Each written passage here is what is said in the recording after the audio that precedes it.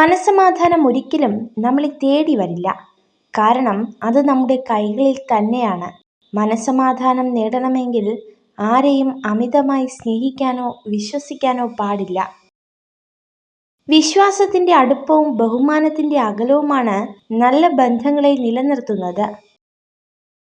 യഥാർത്ഥ ബന്ധുക്കളെയും സ്നേഹിതരെയും തിരിച്ചറിയണമെങ്കിൽ നാം രോഗത്തിലോ മറ്റു പ്രതിസന്ധിയിലോ അകപ്പെടണം.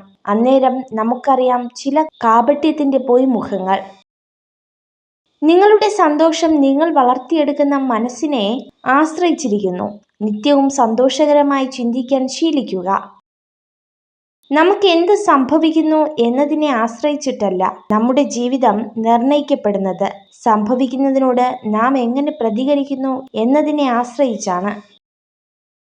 ക്ഷമയോടെ കാത്തിരിക്കാനാണ് ആദ്യം പഠിക്കേണ്ടത്. കാരണം എല്ലാത്തിനും അതിൻ്റെതായ സമയമുണ്ട്.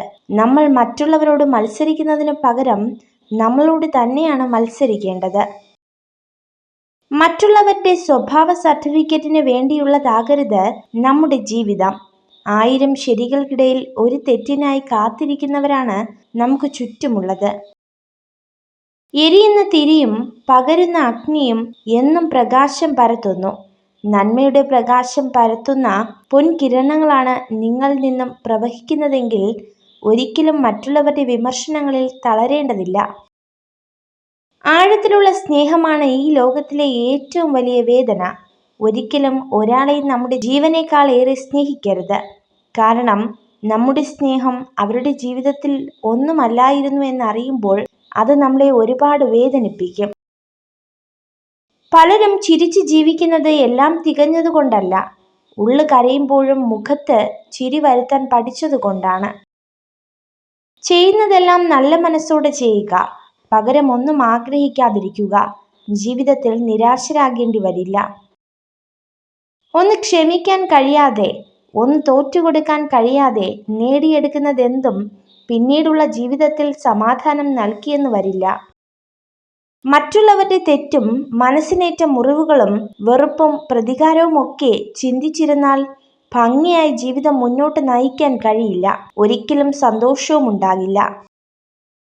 ജീവിതത്തെ അളക്കുന്നത് നാം എടുക്കുന്ന ശ്വാസത്തിന്റെ എണ്ണം കൊണ്ടല്ല, മറിച്ച് നമ്മുടെ ശ്വാസം നിലയ്ക്കുന്ന ചില നിമിഷങ്ങൾ കൊണ്ടാണ്. നമ്മൾ ഒരിക്കലും മികച്ച ഒരു പങ്കാളിയെ അല്ല അന്വേഷിക്കേണ്ടത്. എപ്പോഴും നിങ്ങളെ മനസ്സിലാക്കി ഇപ്പോൾ ഉള്ളതിനേക്കാൾ മികച്ചൊരു മനുഷ്യനാക്കി നിങ്ങളെ മാറ്റുവാൻ കഴിയുന്ന ഒരു വ്യക്തിയാണ് നിങ്ങൾ അന്വേഷിക്കേണ്ടത്. പ്രതീക്ഷിച്ചതൊന്നും നടക്കാത്തതിൽ വിഷമിക്കരുത്. പകരം സന്തോഷിക്കുക. നിങ്ങൾ ആഗ്രഹിച്ചതിനേക്കാൾ മികച്ചത് ദൈവം നിങ്ങൾക്കായി കാത്തുവച്ചിട്ടുണ്ട്. നിങ്ങൾ ഈ വീഡിയോ കണ്ടതിന് നന്ദി. ഇതുപോലുള്ള കൂടുതൽ വീഡിയോകൾക്കായി ചാനൽ സബ്സ്ക്രൈബ് ചെയ്യൂ.